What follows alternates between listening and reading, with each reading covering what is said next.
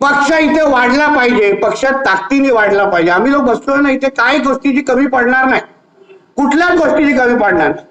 तुम्ही ग्रामविकास, महसूल, जे जे खातं तुम्ही आज, तुम्ही फक्त जिल्हाध्यक्षांना सांगेन, तालुका अध्यक्षांना सांगेन, आमच्या बूथ अध्यक्षांना सांगेन, तुम्ही ती निवेदनं माझ्यापर्यंत पोहोचण्याचा आपण एक व्यवस्थित पद्धतीने आराखडा तयार करू. आठवड्यातून 10 दिवसामध्ये, आता मी सिंधुदुर्गात येतो, तुमच्या रत्नागिरीमध्ये पण आठवड्यातून 1 दिवस मी तुमच्या बरोबर असणार. पक्षात 1 दिवस साठेंकडे असणार, 1 दिवस सावंतांकडे असतात. ते आता कसं टॉस उडवतात ते त्यांच्यावर आहे. आणि कार्यालयामध्ये बसणार आणि कार्यालयामध्ये बसून तुमची जी निवेदनं आहेत तुम्ही माझ्याकडे आणून द्यायची. मी तुम्हाला शब्द देतो, मंत्रालयातून ती सगळी कामं तुमच्याकडून करून देण्याची जबाबदारी माझी आहे. आता मंत्रालयामध्ये तुम्ही जसं जाल इकडे तिकडे बघू नका, डायरेक्ट नितेश राणेच्या कॅबिन मध्ये यायचं आणि बसायचं आणि कामं करून घ्यायची. सांगायचं नितेशजी ही निवेदनं तुम्हाला दिलेली, हे काय झालं, ह्याची अशी अशी निधी आपल्याला भेटली पाहिजे.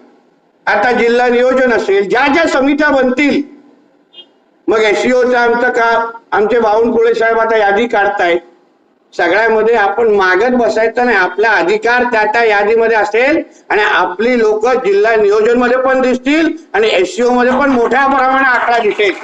जबाबदारी आता आमची सगळ्यांची आहे, म्हणून त्याची तुम्ही बिलकुल चिंता करू नका. आता एकदम आरामात आपलं पक्षाचं काम, कारण का सभासद नोंदणी संदर्भात आमच्या दोन्ही जिल्हाध्यक्षांनी उल्लेख केला. ठीक आहे, आतापर्यंत तुम्ही अतिशय विपरीत परिस्थितीमध्ये काम करताय, तुमच्या घरामध्ये खरंच कौतुक करायला हवं. राजेशजी बरोबर बोलले, कारण काही नसताना तुम्ही लढा देताय, पण आता तुम्ही पक्षाच्या जोमाने कसं काम करता येईल, तळागाळात पक्षाला अजून मजबूतीने कसं घेऊन जाता येईल, सभासद नोंदणीसाठी जी जी ताकद तुम्हाला लागेल ती ताकद उभी करण्यासाठी मी तुमच्या बरोबर उभा राहील, एवढा विश्वास तुम्हाला मी देतो.